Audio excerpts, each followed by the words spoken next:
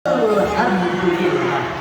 Alhamdulillahilladzi ja'ala al-insana khaliqan biirtiqati wa anwa'i mukhtalifah wa bidzalika awjaba 'alaina ikhwah. Assalatu wassalamu ala Rasulillah wa ala alihi wa sahbihi wa man tabi'a risalatah. Amma ba'd. Dewan Hakim yang mulia, para hadirin yang berbahagia, dari manapun asalnya, apapun sukunya, dan siapapun dia. Ini kita bersama-sama berkumpul di arena ini, berbaur menjalin silaturahim antara satu dengan yang lain. Indonesia merupakan salah satu negara multikultural terbesar di dunia. Hal ini dapat dilihat dari kondisi sosial kultural maupun geografis yang begitu beragam dan luas. Populasi penduduknya lebih dari 200 juta jiwa, terdiri dari 300 suku yang menggunakan hampir 200 bahasa yang berbeda. Selain itu, mereka juga menganut agama dan kepercayaan yang beragam, seperti Islam, Kristen, Hindu, Buddha, Konghucu, serta berbagai aliran kepercayaan lainnya. Kita patut berbangga bahwa negara kita ini adalah negara yang kaya raya dengan beragam agama, suku, bahasa, dan budaya tersebut. Tapi yang perlu kita ingat para hadirin, hendaknya perbedaan kemajemukan dan keragaman tersebut membuat kita lebih kuat dan lebih hebat. Hindari rasisme dan diskriminasi, karena paham tersebut merupakan pagar yang sangat paradoks dan kemajemukan. Penghargaan bagi Islam tidak berdasarkan ras, suku, keturunan, prestis, tapi penghargaan bagi Islam berdasarkan amal dan prestasi. Bagaimana merawat persaudaraan di tengah masyarakat multikultural ini?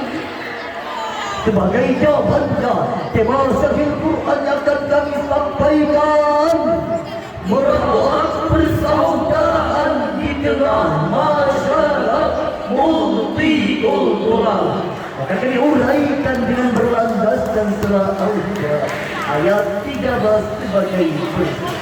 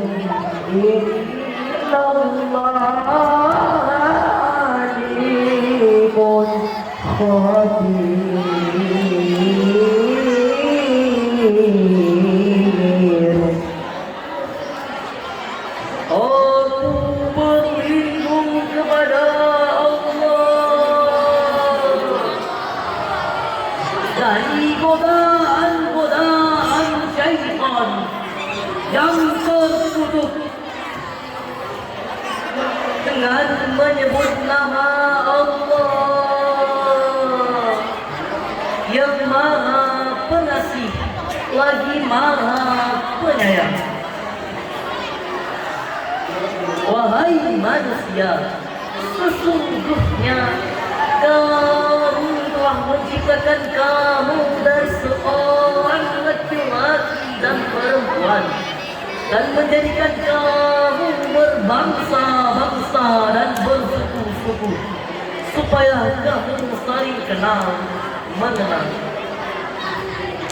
Sesungguhnya orang yang paling mulia di antara kamu di sisi Allah ialah orang yang paling takwa di antara kamu. Sesungguhnya Allah Maha mengetahui lagi Maha mengenal. Dewan Hakim dan hadirin yang kami hormati, ayat tadi dari ilmu balaghah merupakan kalam khabar mengandung isi informasi. Sedangkan secara historis sosiologis menurut Ibnu Asy-Syakir dalam Kitabul Mubahamat yang bersumber dari Abu Bakar bin Abi Dawud, ayat tersebut dikemukakan sebagai teguran kepada Bani Baidah yang diwakili oleh Rasulullah sallallahu alaihi wasallam kepada budak mereka yang bernama Abi Hind. Pada saat itu datang diri menyampaikan wahyu surah Al-Hujurat ayat 13 tadi bahwa Allah Subhanahu wa taala menciptakan manusia dari laki-laki dan perempuan, berjelas suku, berlain dan bangsa, semua melihat derajat dan martabat yang sama akan Allah Subhanahu wa taala.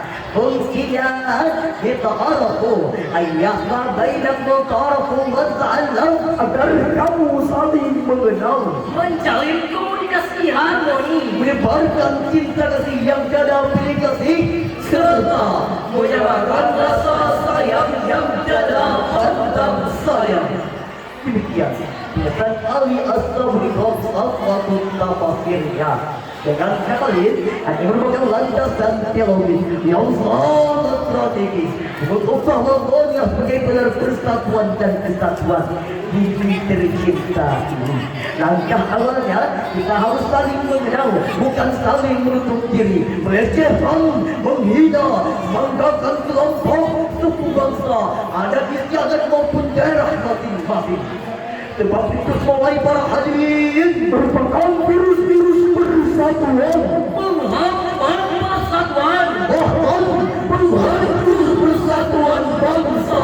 Betul hadirin, saudara-saudara, apakah bangsa yang besar yang dibangun dengan susah payah oleh para pendahulu kita dengan genangan air mata, lucuran keringat, bahkan kotoran darah para syuhada ini. Orang-orang hanya gara-gara kepentingan kelompok, suku dan golongan. Tentu tidak. Hingga Rasulullah bersabda, "Laisa minna man ta'ala fobiyati, wa laisa minna man ta'ala fobiyati." Bukan golongan kita orang yang membanggakan kesukuan, dan bukan golongan kita orang yang mati karena membela, mempertahankan dan memperjuangkan kesatuan. Oleh kerana itu, saudara-saudara sebangsa dan setanah air, kami menghimbau untuk mempertemukan persatuan di antara kita. Kita bina kebersamaan dan kita junjung tinggi semangat Bhinneka Tunggal Ika. Setuju?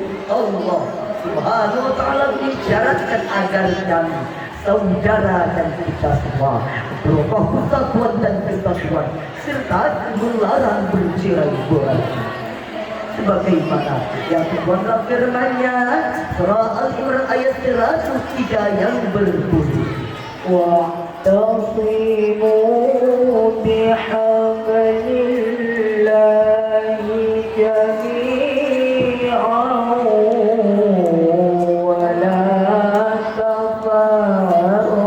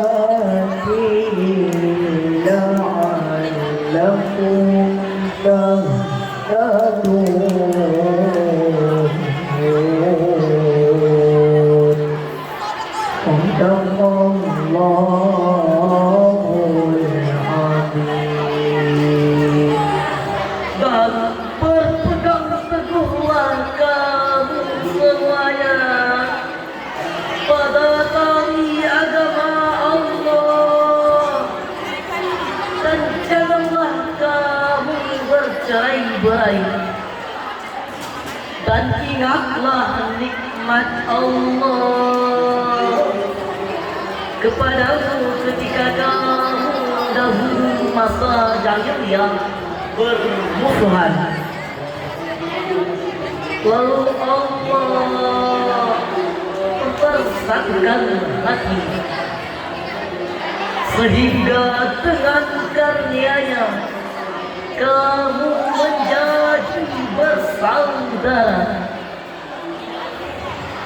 Sedangkan ketika itu kamu berada di tepi jurang neraka, lalu Allah menyelamatkanmu dari sana. Demikianlah Allah menerangkan ayat-ayatnya kepadamu agar kamu mendapat ini. Maha benar Allah atas segala firman-Nya.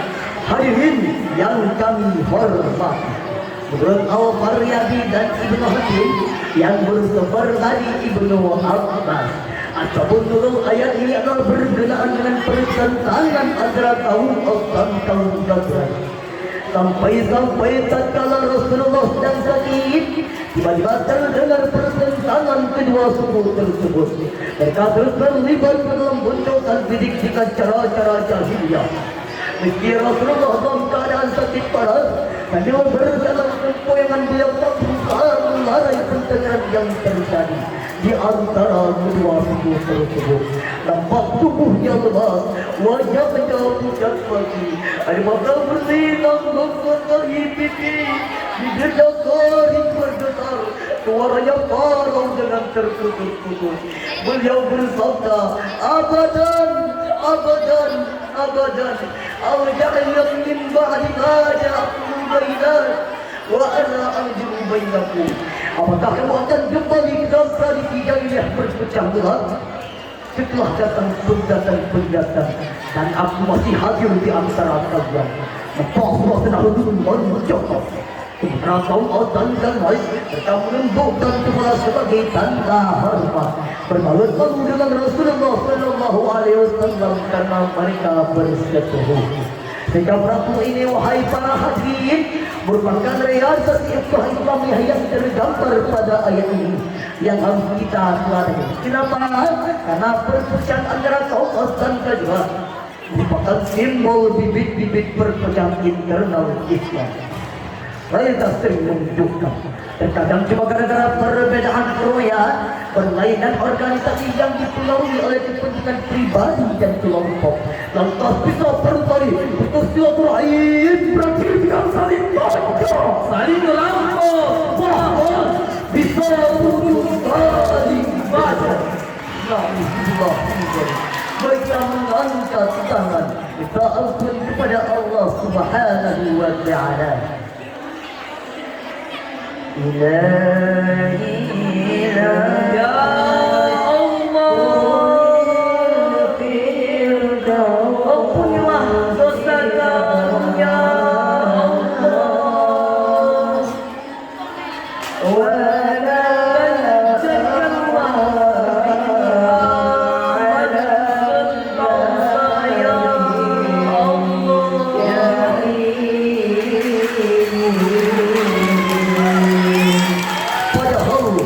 bukankah sama muslim itu bersaudara?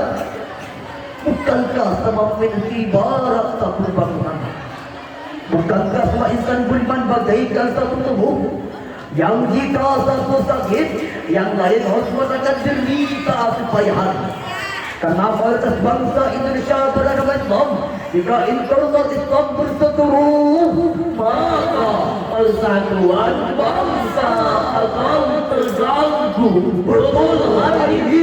Oleh karena itu, mulai kini kita betulkan langkah, seragamkan gerakan persepsi, bersama dipikul, ringan sama dijinjing. Perbedaan jangan menimbulkan perpecahan. Dengan perbedaan saling menghargai dan melengkapi. Hadirin yang berbahagia, sebagai bentuk dari syahadat dapat disimpulkan bahwa persatuan dan kesatuan merupakan syarat yang utama untuk membangun bangsa. Oleh karena itu, dalam memandang pentingnya merajut kebersamaan dan merangkai persatuan Republik yang sifatnya multikultural ini, caranya adalah dengan memantapkan ukhuwah wataniyah dan ukhuwah Islamiyah. Laku pada apa yang ingin kita lakukan, kami yakin persatuan bangsa kita terbina, keutuhan NKRI akan lestari, dan Indonesia akan jaya dengan keragamannya. Amin. Amin ya rabbal alamin. Sebelum kami memilih bersyahadat ini, kami mengajak Dewan Hakim dan hadirin untuk bersyair dan bersalawat kepada baginda Nabi Muhammad sallallahu alaihi wasallam. Indonesia negara yang kaya suku agama dan budayanya. Semua pemuda Indonesia, mari jaga masa depan bangsa, mari jaga masa depan